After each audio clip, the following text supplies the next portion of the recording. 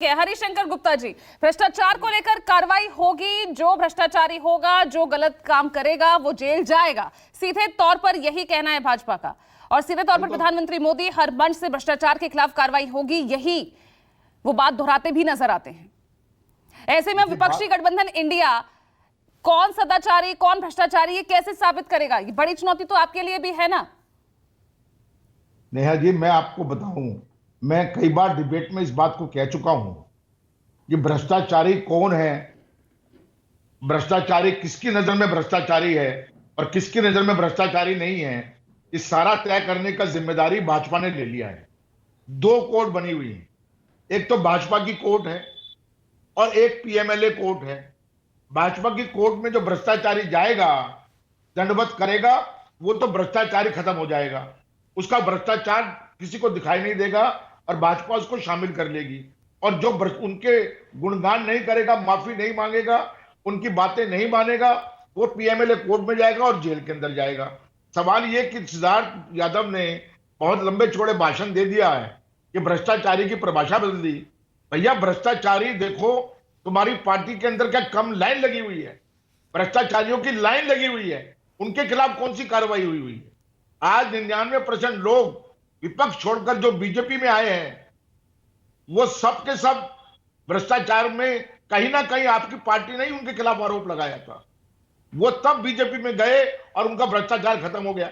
अब आप उसको कहो जी कि उनके खिलाफ तो केस अभी भी चल रहे हैं, उनको तो कोई माफी नहीं मिली है, ये सब बेकार की बात है। आप उनको चुनाव में लगाएंगे, टिकट भी देंगे, और आधा देश इस बात को समझ रहा है कि जितने भी लोग बीजेपी में विपक्ष के गए हैं, उन लोगों के भ्रष्टाचार क्या क्या चीजें हैं।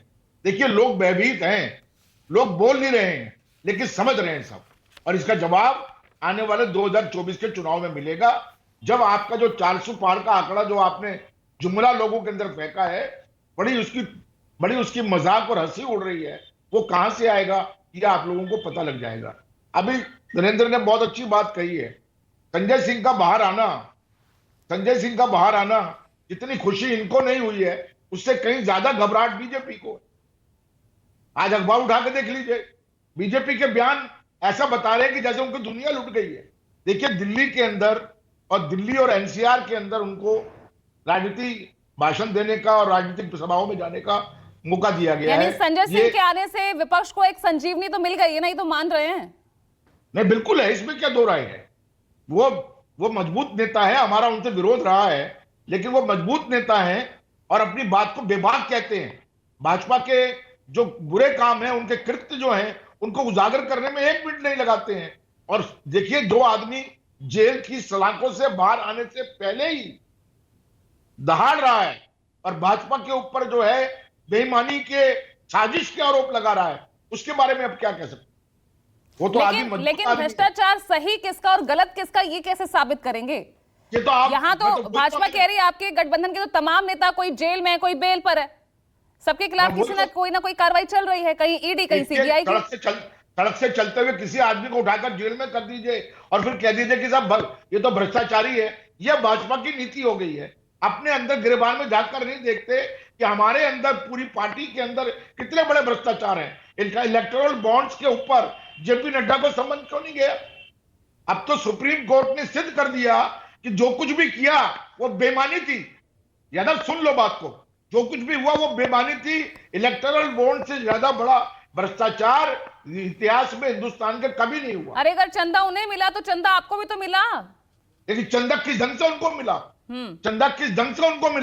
चंदा उनको यह मिला कि कंपनियों को गिरबान पकड़कर, उनको ब्लैकमेल करके, उनके खिलाफ आईडी की रेड डलवा के, ईडी और सीबीआई का उनको डराकर उनसे चंदा लिया गया। तो कीजिए आप शिकायत, कीजिए आप केस, अधिकार है आपका। लेकिन यहाँ पर सिर्फ बहस और चर्चा के बाद इस मुद्दे पर विपक्ष मौन भी तो दिखता है ना।